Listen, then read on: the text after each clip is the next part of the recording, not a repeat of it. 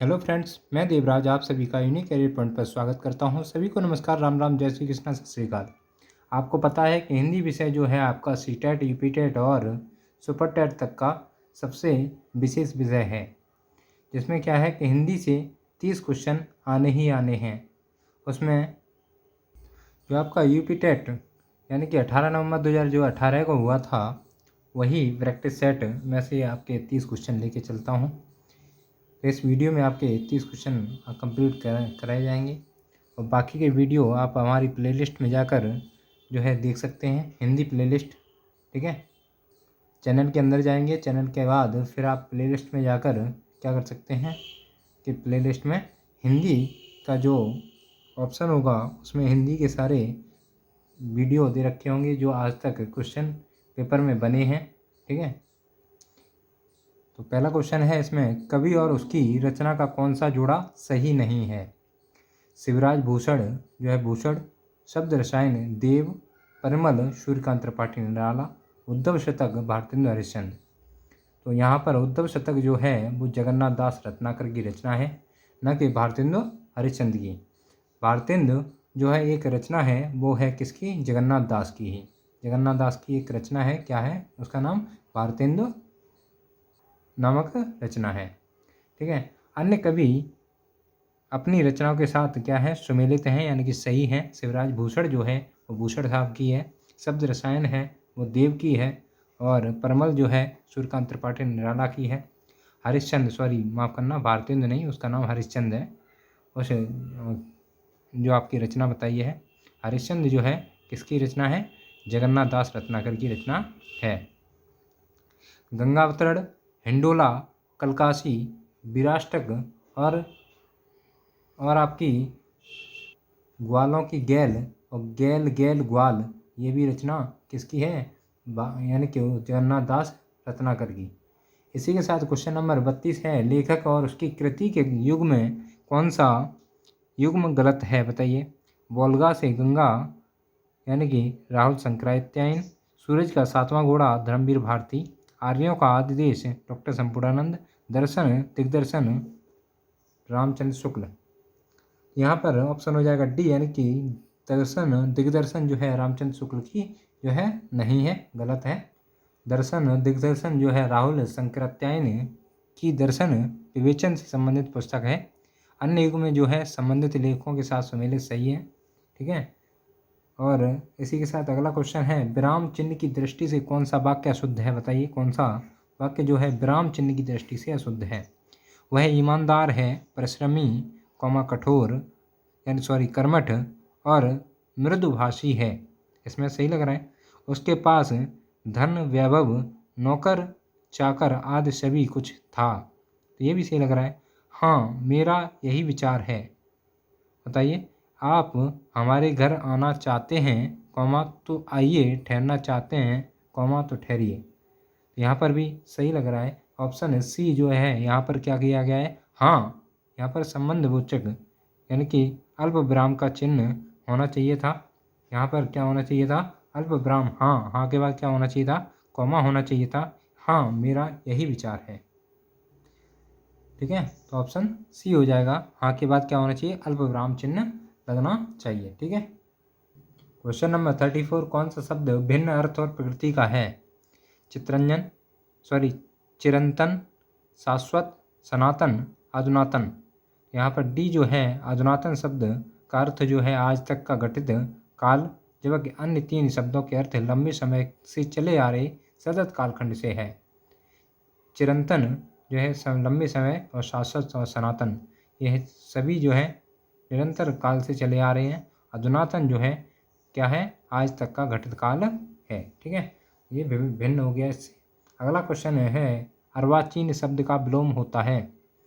प्राचीन, अद्यपत, सॉरी अद्यतन, अधुनातन, सनातन। यहाँ पर ऑप्शन ए है, यानी कि प्राचीन जो है अर्वाचीन शब्द का विलोम होता है, जिसका विलोम शब्द प्राचीन होता है। अद्यतन और अनद्यतन तथा अधुनातन का पुरातन विलोम शब्द विलोमार्थी शब्द हैं। क्वेश्चन नंबर 36 है, व्याकरण की दृष्टि से कौन सा शब्द क्या है, अशुद्ध है। ब्रहड़ी या ग्रहणी या विभूषण या सद जगत गुरु। तो ऑप्शन हो जाएगा ए, यानी कि ब्रहणी जो है अशुद्ध क्या है शब्द है। यहाँ पर देख सकते हैं कि व्याकरण की दृष्टि से ब्रहणी शब्द जो है अशुद्ध है, जिसका रूप क्या होता है बिरहिड़ी होता है। ठीक है। यहाँ पर क्वेश्चन नंबर 37 है, निम्न में से कौन सा युग्म गलत है। लुटिया डुबाना यानी कि सारा काम चौपट होना, सब्ज बाग दिखलाना यानी कि हरा भरा करना, मुट्ठी गर्म करना यानी कि रिश्वत देना, माई का लाल यानी कि साहसी व्यक्ति। तो ऑप्शन बी जो है सब्ज बाग दिखाना यानी कि हरा भरा दिखाना यानी कि हरा भरा करना, ये शब्द युग्म जो है गलत है। कैसे गलत है देखिए कि सही अर्थ क्या होता है लालच देकर बहकाना। सब्ज बाग दिखाना मतलब लालच देकर बहकाना, ना कि हरा भरा करना। तो ऑप्शन बी हो जाएगा। मेरी भववादा हरो राधा नागर शो जादन की झाई परे श्याम हरिद्र धोय। यहाँ पर कौन सा अलंकार बताइए। अन्योक्ति यमक या श्लेष रूपक। तो यहाँ पर कौन कौन से अलंकार हैं बताइए। तो यहाँ पर दो अलंकार हैं, श्लेष और रूपक। दो अलंकार कैसे हैं, श्लेष और रूपक। आइए समझते हैं किस प्रकार है। बिहारी का यह दोहा जो है श्लेष और रूपक अलंकार का सर्वश्रेष्ठ उदाहरण है।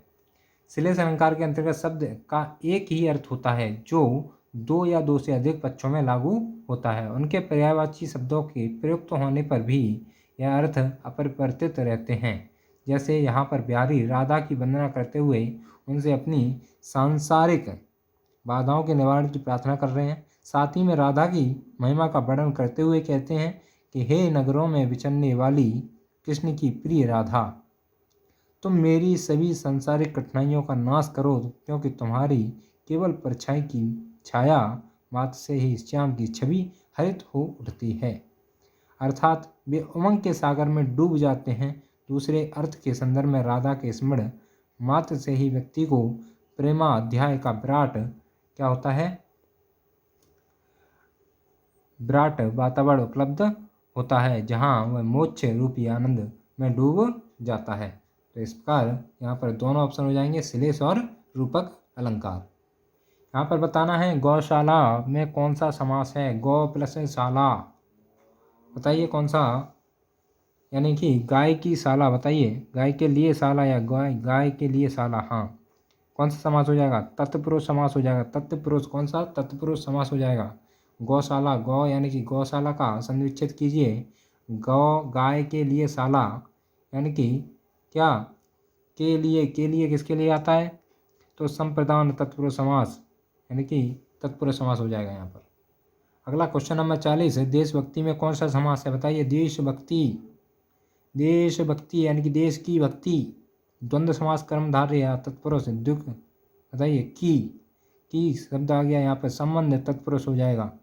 कौन सा, संबंध तत्पुरुष समास हो जाएगा, देश की भक्ति।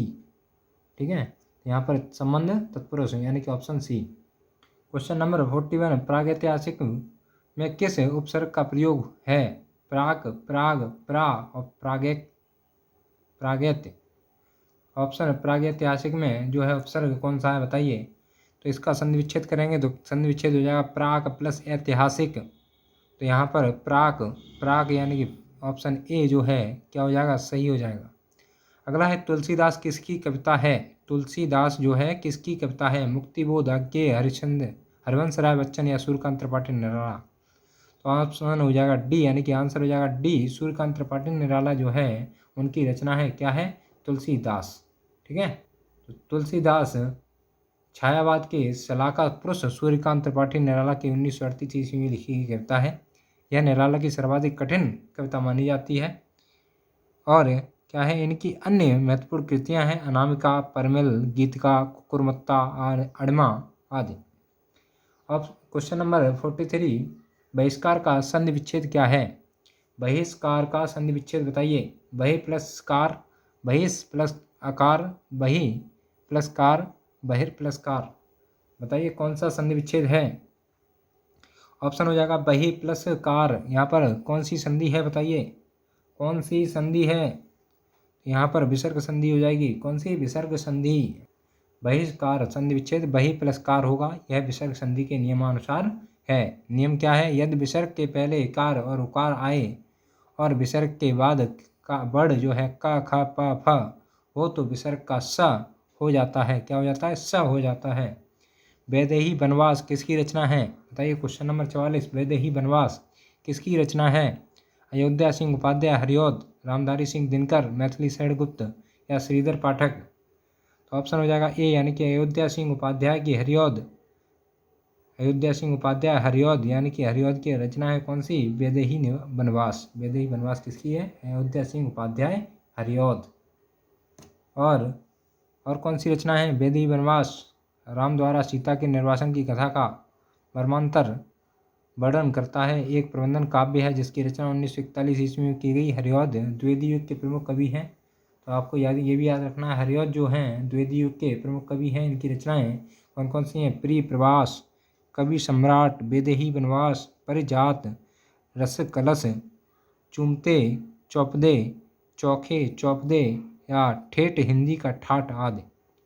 क्वेश्चन नंबर 45 है। निम्न में से पुल्लिंग शब्द का चयन कीजिए। पुल्लिंग बताना है। पहिया, लिखावट, पखावज या मझधार?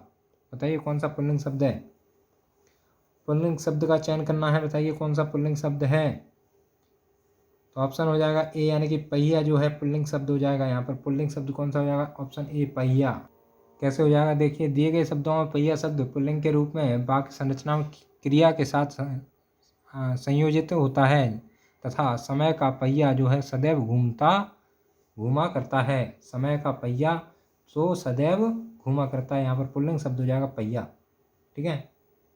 अगला क्वेश्चन दे रखा है यहाँ पर 46 और 47 के आंसर देने हैं। दिए गए गद्यांश को पढ़कर क्या करना है? पढ़कर आपको 46 क्वेश्चन नंबर 46 और 47 का आंसर देना है। तो पढ़ते हैं। स्पष्टता, आत्मविश्वास, विषय की अच्छी पकड़ और प्रभावशाली भाषा में अपने विचारों और भावनाओं को व्यक्त करना ही संप्रेषण कला है जो निरंतर अभ्यास से क्या होता है? अभ्यास से निखारी जा सकती है। एक दिन में कोई अच्छा वक्ता नहीं बन सकता तथा भाषा पर अनायास ही किसी की पकड़ नहीं हो पाती। इसी अभ्यास से स्वामी विवेकानंद ने जिस संप्रेषण कला का विकास किया था उसने विश्व धर्म सम्मेलन में लाखों अमेरिका निवासियों को चकित और मोहित कर दिया था। अब आपको क्वेश्चन बताना। क्वेश्चन है, संप्रेषण कला क्या नहीं है? अलंकरण, आत्मविश्वास, प्रभावशाली भाषा, विचारों और भावनाओं को व्यक्त करना। बताइए। तो ऑप्शन हो जाएगा यहाँ पर ए यानी कि अलंकरण जो है संप्रेषण कला नहीं है। ठीक है। अलंकरण संप्रेषण कला नहीं है। आत्मविश्वास, प्रभावशाली भाषा और विचारों भावनाओं को व्यक्त करना संप्रेषण की कला है। ठीक है। यहाँ पर देख सकते हैं गद्यांश के अनुसार स्पष्टता, आत्मविश्वास, विषय की अच्छी पकड़ और प्रभावशाली भाषा में अपने विचारों भावनाओं को व्यक्त करना ही संप्रेषण कला है। इस प्रकार अलंकरण संप्रेषण कला नहीं है। ठीक है। संप्रेषण, अगला क्वेश्चन है, संप्रेषण कला का विकास किससे होता है? अभ्यास, भाषण, अनायास और विषय की अच्छी पकड़। तो ऑप्शन हो जाएगा ए यानी कि संप्रेषण कला का विकास जो है अभ्यास से सबसे अधिक होता है। ठीक है। संप्रेषण कला का विकास निरंतर अभ्यास द्वारा होता है। गद्यांश में स्पष्ट रूप से कहा गया है कि संप्रेषण कला निरंतर अभ्यास से निखारी जा सकती है। किसमें कहा गया है? किसमें कहा गया बताइए? गद्यांश में स्पष्ट रूप से कहा गया है संप्रेषण कला निरंतर अभ्यास से निखारी जा सकती है। अगला क्वेश्चन नंबर 48 है। निम्न में से संयुक्त व्यंजन कौन सा नहीं है? या, छात्र और ज्ञा? ऑप्शन हो जाएगा ए यानी कि या जो है संयुक्त व्यंजन नहीं है। संयुक्त व्यंजन कौन से होते हैं? यानी कि दो अक्षरों से मिलकर बने होते हैं। के और का और ज। ऐसे ता और रा से मिलकर त्रा हो गया। जा और या, जा और या मिलकर क्या हो गया? ज्ञा हो गया। दिए गए विकल्पों में विकल्प ए हो जाएगा या जो है संयुक्त व्यंजन नहीं है अपितु तो अंत्यस्थ व्यंजन है। कैसा है? अंत्यस्थ व्यंजन है पर संयुक्त व्यंजन नहीं है। संयुक्त व्यंजन कौन से होते हैं?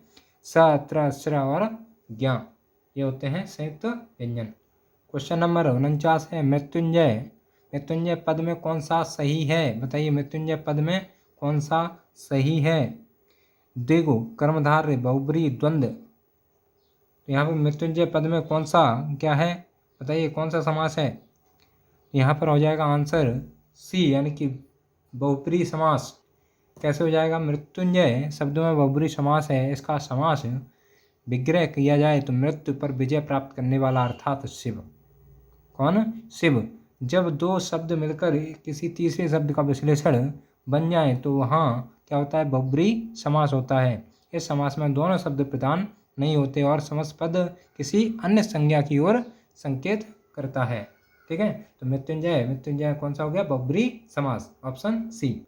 क्वेश्चन नंबर 50 दिया हुआ है, अलंकार में किस उपसर्ग का प्रयोग है, अल प्लस अल, अलन या अलम। बताइए कौन सा उपसर्ग है इसमें, अलंकार में उपसर्ग बताना है आपको।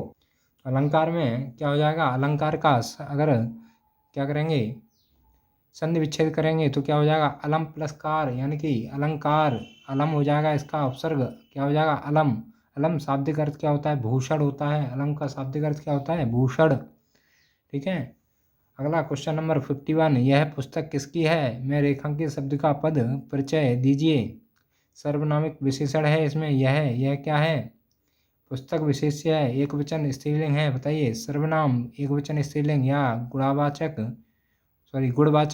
पुस्तक विशेष एक वचन या संबोधन अव्यय, कौन सा ऑप्शन हो जाएगा, ऑप्शन हो जाएगा ए, यानी कि सर्वनामिक विशेषण है। कैसा है, सार्वनामिक विशेषण है, पुस्तक विशेष्य। ठीक है, पुस्तक का विशेष्य है और एक वचन है और स्त्रीलिंग है। ठीक है, पुस्तक क्या है, एक स्त्रीलिंग है। तो इस प्रकार यह विशेषण जो है यहाँ पर, यह क्या हो जाएगा, स्त्रीलिंग हो जाएगा, ऑप्शन ए। क्वेश्चन नंबर 52, विश्लेषण शब्द का विलोम होगा विवेचन, संश्लेषण, व्याख्या और विभाजित। क्या होगा बताइए, यहाँ पर हो जाएगा क्या, विश्लेषण शब्द का विलोम क्या हो जाएगा, संश्लेषण हो जाएगा। संश्लेषण क्या हो जाएगा, विश्लेषण का संश्लेषण हो जाएगा विलोम शब्द।